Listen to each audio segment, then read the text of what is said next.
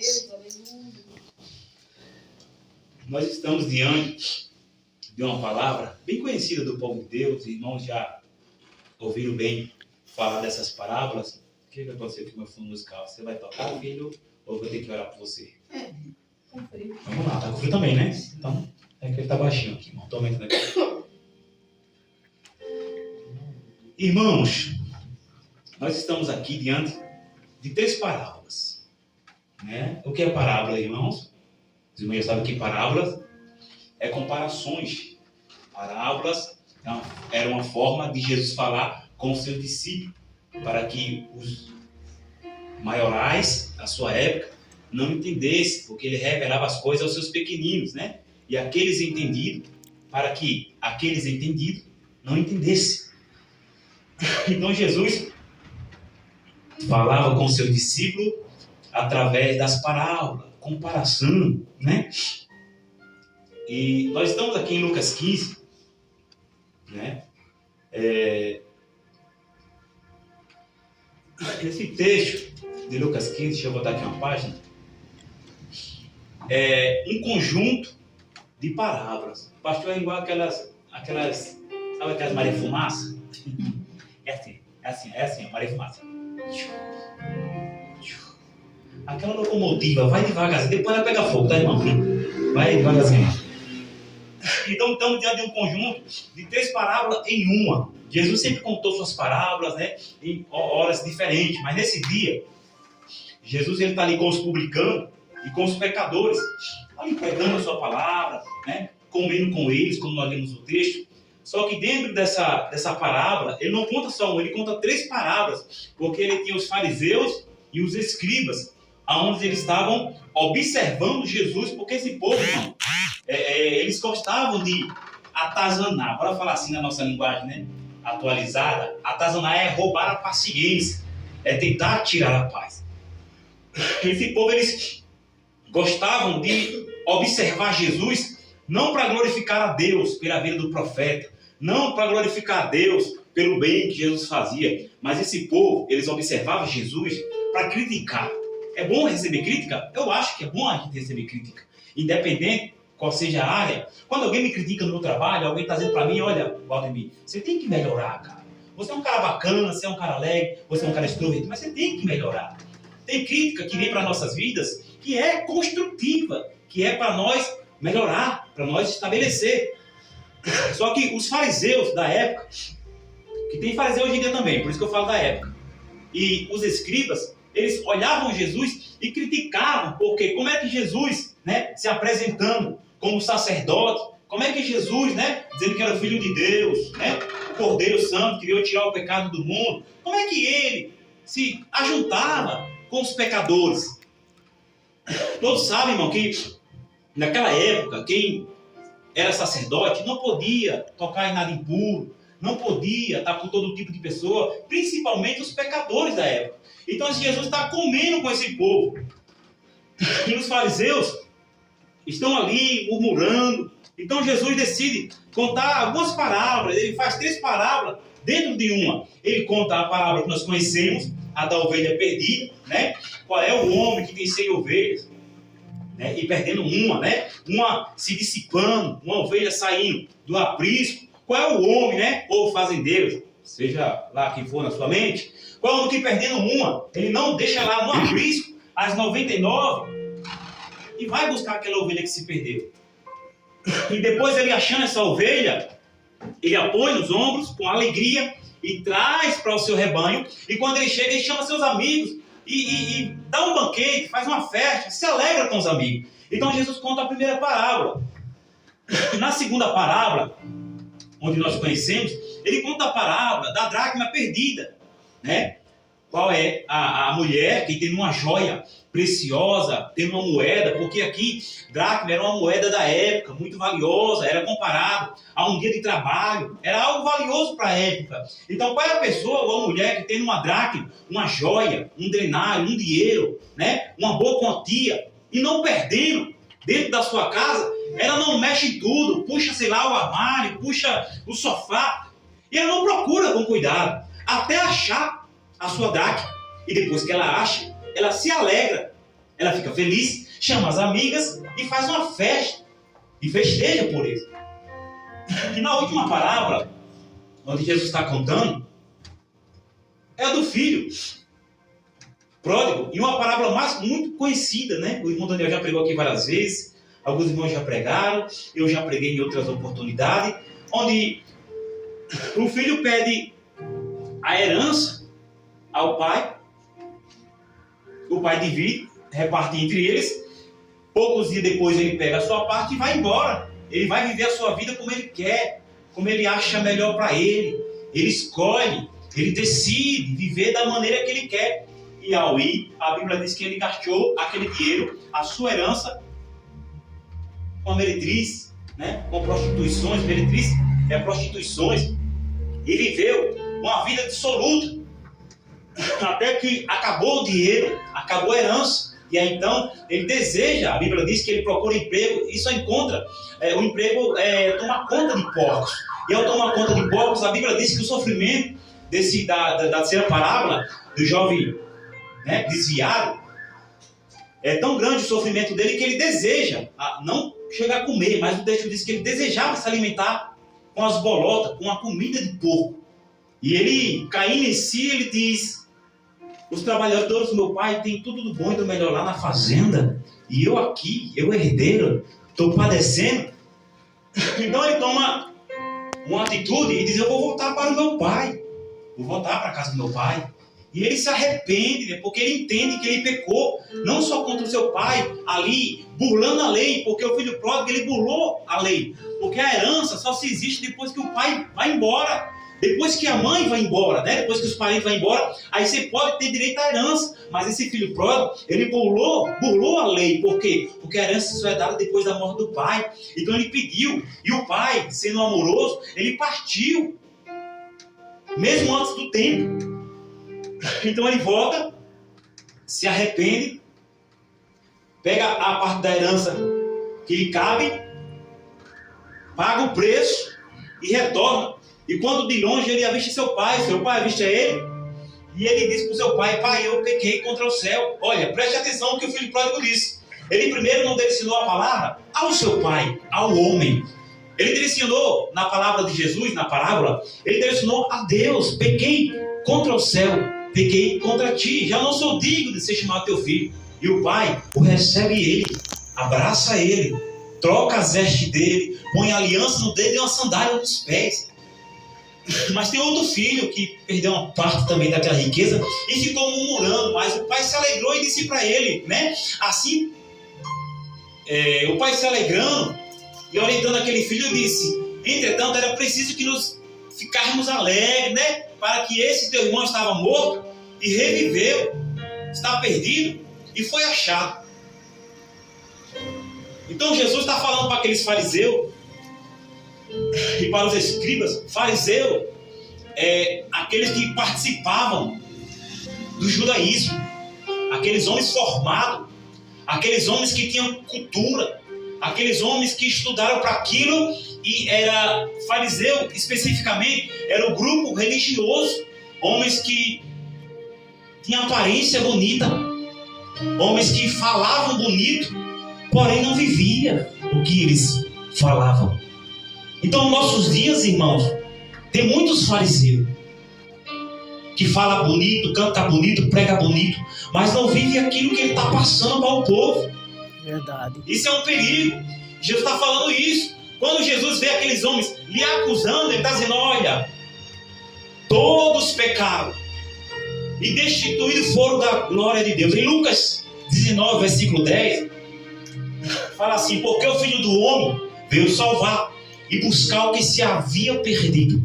Porque Deus amou o mundo de tal maneira que deu o seu Filho único, ou unigênito, para que todo aquele que nele crê não pereça, mas tenha a vida eterna. Quando Jesus conta essas três palavras, quando Jesus para na frente daqueles fariseus e daqueles escribas. Quem são os escribas? Eram aqueles que entendiam das escrituras, da lei, aqueles que escreviam os manuscritos. Então, veja que Jesus está tratando ali, não é com qualquer um da sociedade. Veja que quando Jesus está falando essas parábolas, ele não está falando para o analfabeto, ele está falando para pessoas que têm entendimento, ele está falando para pessoas que entendem do Velho Testamento. Quando Jesus se depara com esse grupo de fariseus, esse grupo de escribas ali criticando ele faz questão de contar 3 parábolas. E nessas 3 parábolas, eu entendo, nessas 3 parábolas, chega a um entendimento no meu coração. Hoje à tarde eu orava em pensamento ali no trabalho, eu dizia: Senhor, o que o Senhor quer falar com o teu povo? Aí Jesus, irmãos, bradou no meu coração, na parábola da ovelha perdida, na parábola da dracma e na parábola do filho pródigo, Jesus falou no meu coração que não há ninguém perfeito. Não adianta só cantar bonito, não adianta só passar aparência, não adianta conhecer se você não tiver essência. Verdade. Se Deus de fato não tiver na tua vida. Glória a Deus. Quando ele diz: qual é o homem que deixa as 99 lá e vai buscar a ovelha que se perdeu? Jesus está dizendo: eu sou o Cordeiro Santo que tira o pecado do mundo. Quem vai pagar o preço por ele sou eu. Por quê, irmãos? Quem são os pecadores? Senão aqueles que não conhecem a palavra. Quem são os pecadores? Aqueles que foram destituídos por causa do pecado original de Adão, o primeiro homem a pecar. Então Jesus está dizendo para aqueles homens que tinham uma aparência. Jesus está dizendo para aqueles homens que se achavam melhor do que os outros e se achavam no direito de julgar e apontar o pecado de alguém. O que Jesus está dizendo para os fariseus e os escribas naquele dia, naquelas 3 parábolas: olha, se tem alguém que vai morrer aqui por eles, sou eu, não é você. A ovelha é minha, não é sua. O bom pastor, ele dá a vida pelas suas ovelhas. Jesus está dizendo isso. Ainda que eu tenha 99 que não precisa de arrependimento, eu vou atrás de uma. Ainda que ele esteja no aprisco, eu dou a vida pelas minhas ovelhas, porque o pastor é assim, dá a vida pelas ovelhas. Quando Jesus olha para esses homens, ele entende que se tem alguém lá fora que não entende da palavra, o objetivo de Jesus é dar a vida por esses. Mas também Jesus, irmãos, ele deu a vida por aqueles que estão dentro. Se tem alguém fora que é a ovelha perdida, que se perdeu, que precisa voltar para o aprisco ou entrar no aprisco pela porta das ovelhas, como fala em João 10. Tem um grupo também que vive dentro da igreja. E aí, talvez, Jesus estivesse agora falando com esses fariseus. Porque nós sabemos o valor que temos. Nós pregamos com autoridade. Nós falamos, desenhamos, ensinamos a palavra. Mas muitas das vezes estamos dentro da casa perdidos. Você sabe o valor que você tem. A dracma é uma joia preciosa, é um dinheiro, é a moeda da época, é algo valoroso. Então o que Jesus está falando para aqueles fariseus, para aqueles escribas, que muitas das vezes os nossos templos estão bonitos, estão cheios de arrumação, cortina bonita, tapete bonito, mas é só aparência. Jesus não quer só isso aqui é o mínimo. Ele não quer só aquilo que tem valor, mas ele quer a essência que está dentro de você. Porque muitas das vezes estamos dentro da casa, mas perdidos. A joia daquela mulher não se perdeu fora, no quintal, na frente, na rua. A joia preciosa daquela mulher se perdeu dentro de casa. E quando nós olhamos o contexto dessa parábola, é dentro de casa que as coisas acontecem. É dentro de casa que começa a birra, é dentro de casa que a gente se desvia, é dentro de casa que estamos perdidos. Sabemos o nosso valor e a qualidade que temos, porém estamos distantes de Deus. Porque hoje em dia, para se afastar, não precisa ir para o mundo, encher a cara de cachaça, se prostituir, fumar um cigarro, estar na esquina. Hoje em dia, o diabo não quer se importar se você vai estar na esquina, não. Ele não se preocupa. O diabo quer você dentro da casa, tendo valor, mas desprezado, tendo valor, mas desviado. O diabo está dizendo: pode ficar aí dentro, mas aí dentro fumando, aí dentro se prostituindo, aí dentro bebendo, aí dentro caído, uma vida de aparência, vazio de Deus e vazio da sua presença. Você tem valor, mas está perdido dentro de casa. E que vale, fariseu? Tem tudo bonito, mas perdido.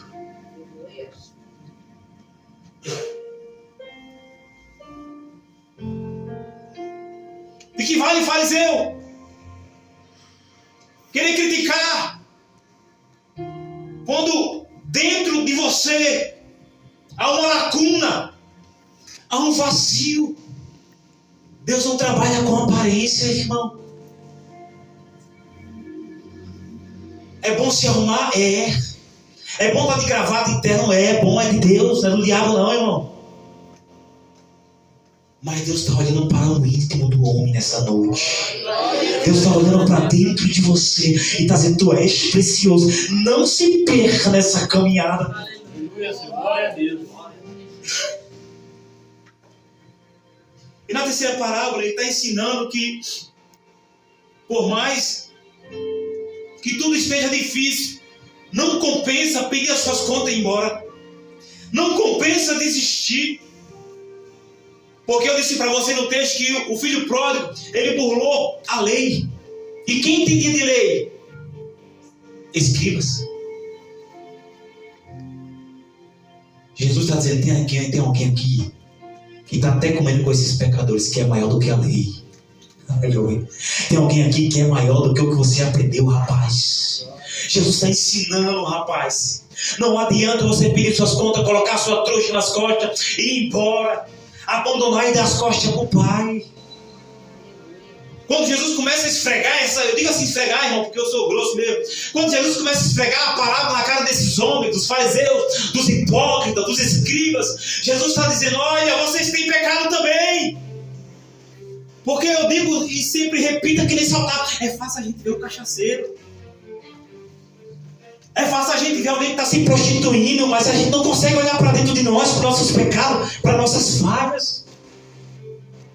E o que é isso, pastor? Você tem que ter cuidado para não se tornar um fariseu, para ser um escriba cheio de protocolo, viver naquilo que só aparenta. E em todas as três parábolas, Jesus mostrou que o que estava fora precisava voltar, o que estava dentro estava perdido, e o que estava na casa do Pai foi embora. Três situações diferentes que ele falou com aqueles homens.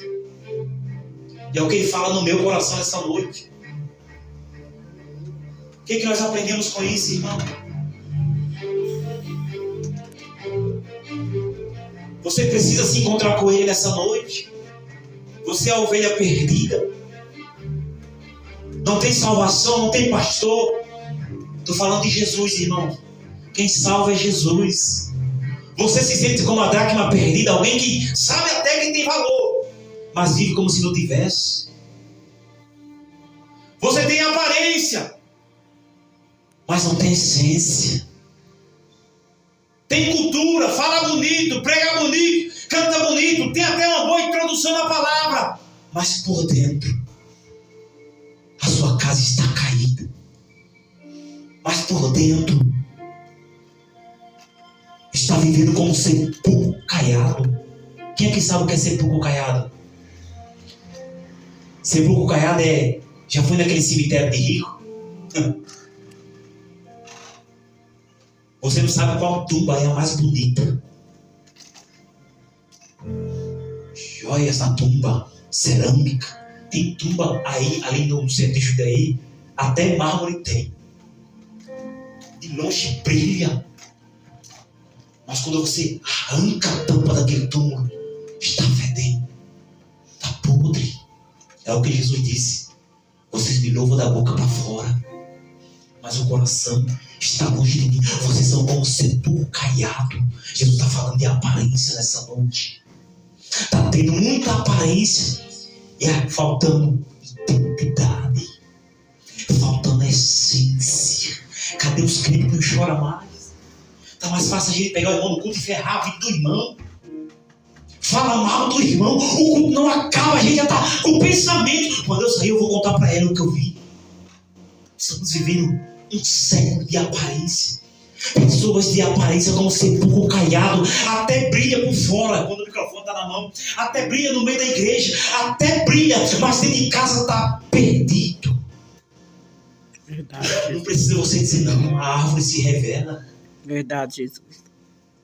Então esse é um sepulcro, está bonito por fora, mas podre por dentro. E o que Jesus conta nessa noite não é o que está por fora, é o que está por dentro. Jesus quer saber quem é o homem que está aí dentro. Jesus quer saber nessa noite quem é a mulher que está aí dentro. Jesus quer saber nessa noite quem é o jovem que está aí dentro. Quem é você? É sepulcro caiado? Ou é remanescente de Deus? É alguém que nasceu para a glória de Deus? Tem alguém que nasceu para a glória de Deus aqui? Levante a mão. Se você já se arrependeu, se você já se derramou na presença dele, aleluia. Espírito Santo, eu sinto a glória de Deus aqui nesse lugar, aleluia. Louvado seja o nome do Senhor. Não adianta, irmãos, nós apenas ser escribas. Não adianta você só saber da letra.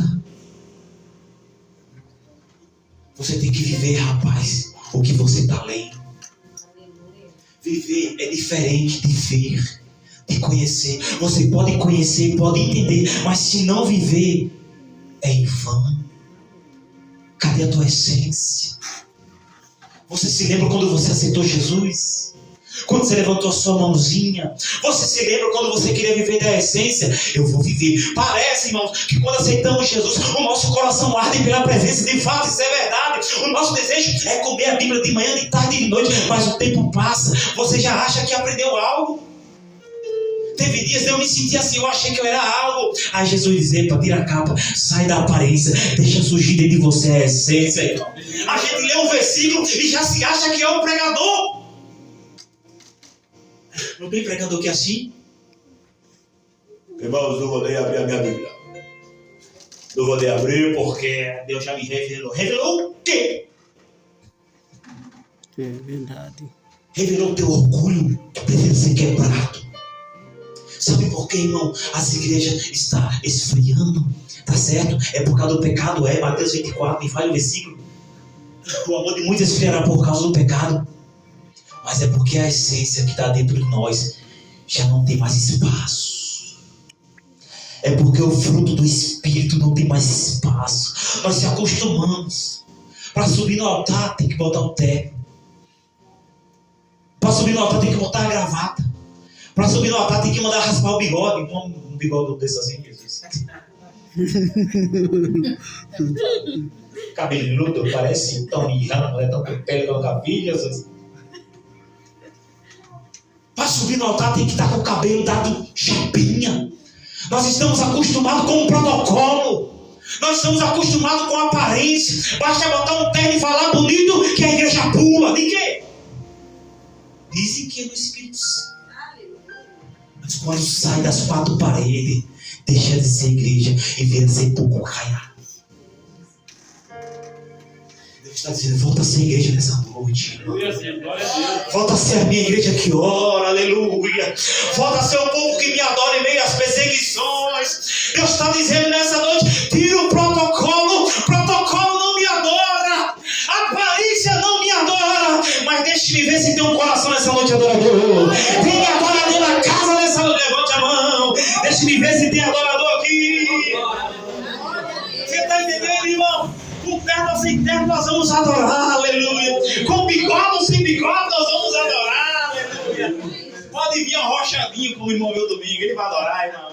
O pastor não vai botar a calça dele folgada, não. É a opinião do irmão e o problema dele também, né, irmão? Isso é o de menos, querido. É como eu vi um pregador falando. Nós aprendemos, escuta isso aqui, é sério, irmão. Nós aprendemos tanto com os fariseus da nossa época. Lembra quando você aprendeu? Talvez você aprendeu com o fariseu. Nós aprendemos tanto com os fariseus, irmão João Vitor, e com os escribas da época, que nós estamos agindo igualzinho a eles. O problema não é você ter uma boa aparência, não é isso. O problema dos fariseus não é se arrumar bonito. O problema dos escribas não é ter uma boa leitura, uma boa escrita, não. O problema era eles não viver o que eles pregavam. Era esse o problema. Pastor, quem é fariseu? Quem se arruma bonito é fariseu? Não. Fariseu é o que não vive o que ele prega. Era isso que aqueles homens tinham. Eles tinham estudo, eles tinham conhecimento. Eles pregavam a lei de Moisés, mas não viviam. Aqueles homens, eles tinham tudo, mas o tudo para Deus não era nada. Agora, quando você Deus, não tem nada. Eu não tenho conhecimento, irmão. Deus gosta disso.